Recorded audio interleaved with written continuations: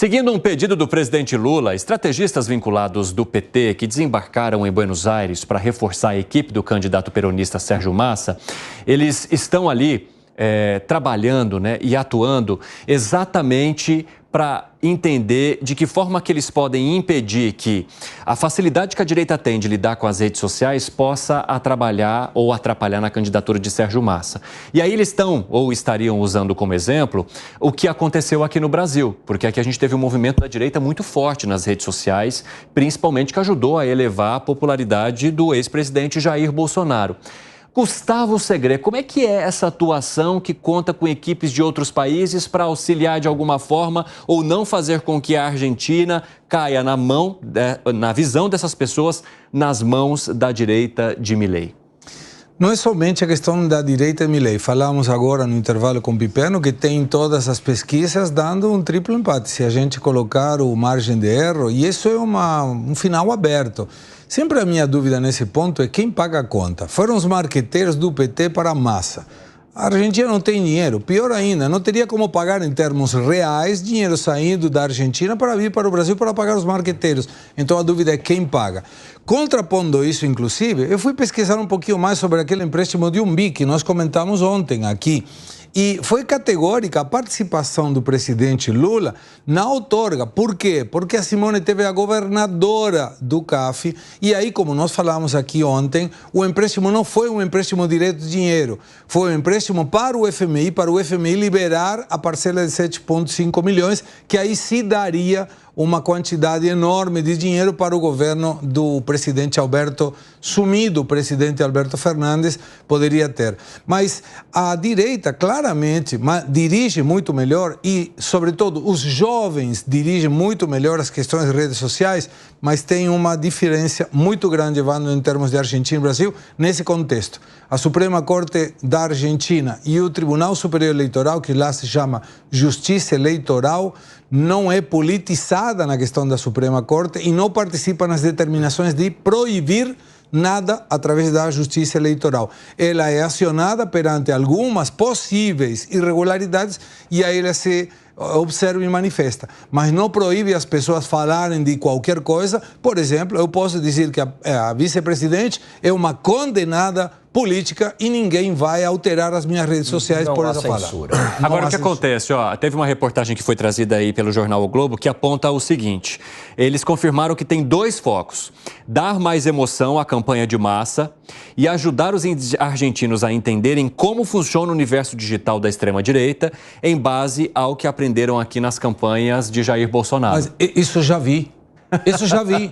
Eu vi quando eu fui no Foro de São Paulo, eu me infiltrei no Foro de São Paulo e vi como eles fazem isso, inclusive com a ajuda da Universidade Interamericana de Comunicação, que fica na Venezuela. E eles tomam a base de crescimento das redes sociais da direita para justificar que não tem nenhuma forma de ir contra esse avanço. Contra que eles vão? Detonando as fontes. Então, se alguma pessoa da direita cita, por exemplo, Gustavo Segré mencionou, eles não vão contra o crescimento dessa rede. Eles detonam a fonte, detonam Gustavo Segré e tiram a credibilidade dessa afirmação. É assim que funciona. Piperno, como é que você enxerga essa estratégia que conta com a ajuda de brasileiros para tentar emplacar Sérgio Massa, atual ministro da Economia, que concorre agora à presidência da República no dia 22 de outubro, inclusive está chegando? Não é uma novidade brasileiros fazerem campanhas em outros países, a direita e a esquerda. Eu conheço vários casos, inclusive eu conheci o marqueteiro que, lá de Curitiba, por sinal, que foi lá para a Venezuela fazer, por exemplo, a campanha do Henrique Capriles, que foi um candidato derrotado pelo Chaves na última eleição que o Chaves acabou disputando. Bom, eu tenho uma certa dúvida sobre o que esses marqueteiros possam, de fato, acrescentar à campanha do Sérgio Massa. Porque, vejam, é óbvio que eles devem ter um diagnóstico muito bom a respeito das formas como a direita, e no caso do Milei, extrema-direita, agem, nas redes sociais principalmente, mas é também forçoso reconhecer que, aqui no Brasil especialmente, a direita dá um banho na esquerda em relação à utilização das redes.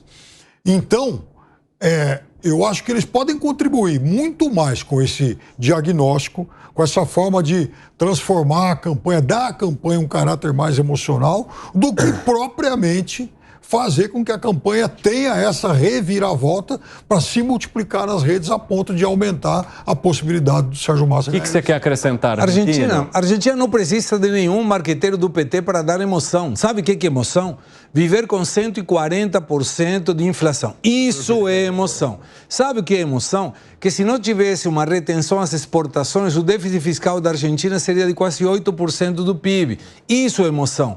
Emoção também em não ter reservas internacionais líquidas genuínas. Está usando cheque especial. Agora, e vou pedir desculpas para todos os meus amigos cidadãos argentinos. Se o eleitor argentino votar num candidato que provocou tudo isso, a Argentina merece o governo que vai ter se ganha Massa. Fala, Luiz Felipe Dávila. Não, olha, o Segredo fez um diagnóstico perfeito aqui na nossa última conversa, que mostra a Argentina porque que esse voto está dividido. No mundo polarizado, tem dois tipos de pessoas. Uma que dá ouvido para aqueles que vivem da teta do governo e falam, quanto mais programa tiver, mais ajuda do Estado tiver, é esse que eu vou votar. O Segredo contou para a gente, na nossa última conversa, que metade do povo argentino vive disso. Sim. Vive da teta do governo. É porque lá são muitos subsídios, né? Pois não. Tudo quanto você imaginar. Então, esses muito caras... grandes, né? Subsídios muito grandes. Isso. Então, essa turma... E é do mais pobre ao empresário rico. É todo mundo que mama na teta do governo. Não é só pobre, não. É todo mundo. Então, assim, esse vai votar no Sérgio Massa. Porque ele fala assim, não, olha só o discurso do Milei.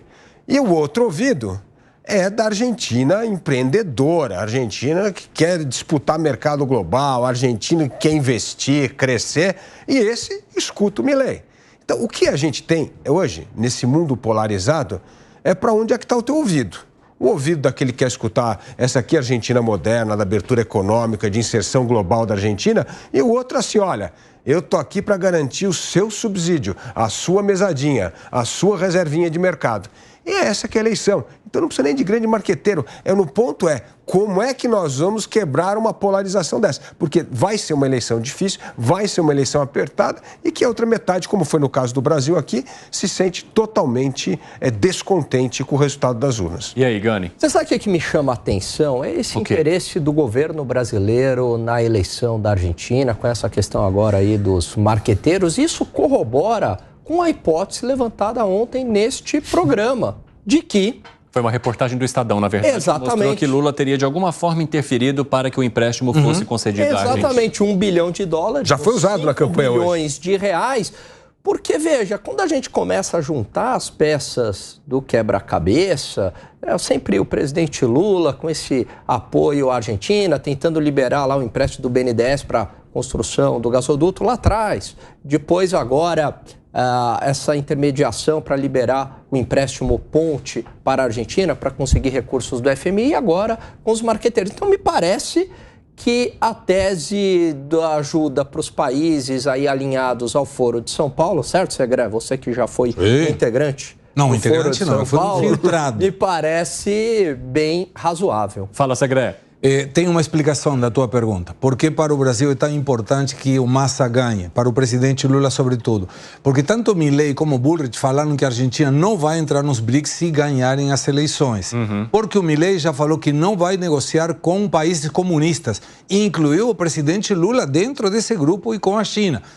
Do ponto de vista prático, me parece uma aberração. Mas, de qualquer maneira, teria muitas dificuldades diplomáticas a Argentina com o Brasil e somos vizinhos. Não temos como não ter um acordo. Então, para o presidente Lula, uma vitória do Milei ou da Bullrich pode atrapalhar os seus projetos geopolíticos. Ou seja, Piperno, existem muitos interesses do Brasil em conduzir ou de enviar essas equipes para ajudar na estratégia de Sérgio Massa para concorrer às eleições? Bom, primeiro que o presidente Lula não precisa fazer ou tentar fazer segredo da preferência dele. Né? Então ele não precisa de nenhuma coisa irregular, escusa para eventualmente apoiar o Massa. Ele já falou várias vezes que tem amizades, vínculos e tal com o Massa. Segundo, ele tem sim interesse em que a Argentina continue no Mercosul, enfim, continue nos BRICS. Aliás, a Argentina sempre foi um ótimo mercado para exportações, inclusive do setor automotivo aqui do Brasil, que agora perde esse mercado também. Então, veja, é uma fábula, é um conto da carochinha, essa coisa que ele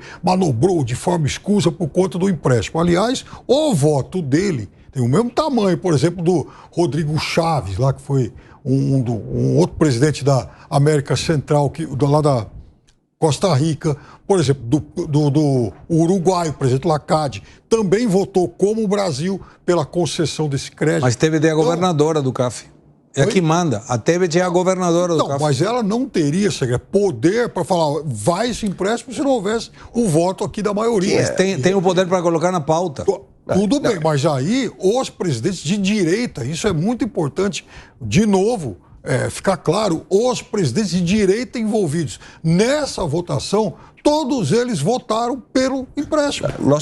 Ontem nós falamos sobre isso, tem a ver com a relação comercial dos países e tal. E quem tem o maior potencial do dinheiro, que é o caso no Brasil, que tem mais de 37 pontos percentuais da grana, é quem decide. Tanto que eu vou dar outro exemplo aqui para você, Piperno, que quando o Brasil tentou fazer o BRIC dar dinheiro para a Argentina, quem que manda no caixa do BRIC? A China. Ela falou, não vou dar nem a pau. E aí acabou. Porque ele é o dono do capital. E nesse caso do CAF é o Brasil que é o dono do capital e, portanto, trouxe os outros, porque além das relações boas comerciais que tem, o Brasil tem sim a voz final para soltar esse dinheiro de 1 bilhão, que ajuda, como eu disse, ainda minimizar o custo político dos países. Então vamos lá, o Brasil tem a voz final, é fábula urbana. O Brasil tem 1 voto, Peru, por exemplo, tem 2. E entre os 18 integrantes estão, por exemplo, Portugal e Espanha. Mas não é fácil o Brasil... Piperno, qual é o caixa? É caixa. Quem manda no caixa? É isso que eu voto. Não é um voto, 2 votos. É quem manda no caixa. Quem manda no caixa do BRIC? É a Sabe China. por que tinha... Pesquisei mais informações. Sabe por que teve essa colocação que foi proposta pelo Brasil, apoiada pelo Brasil? Exato. Apoiado pelo Brasil, porque nem foi o Brasil que propôs. Não, a Argentina pediu, mas por que apoiado pelo Brasil? Porque a Argentina já tinha coberto todo o limite do empréstimo. Era um cheque especial de novo para a Argentina. E aí o Brasil apoiou. 37% do capital, falou, vamos lá, deixa aí. Apoia a Argentina sempre. Agora, o Paraguai, o Uruguai, repito, todos, o Equador, né, um governo hostil, o presidente do Uruguai dá pitos no Lula aqui no Brasil. Imagina se ele vai se deixar seduzir aí por, companheiro Lacade. Não perde nada, o Uruguai não perde nada. Não perde nada e continua comercializando com a Argentina.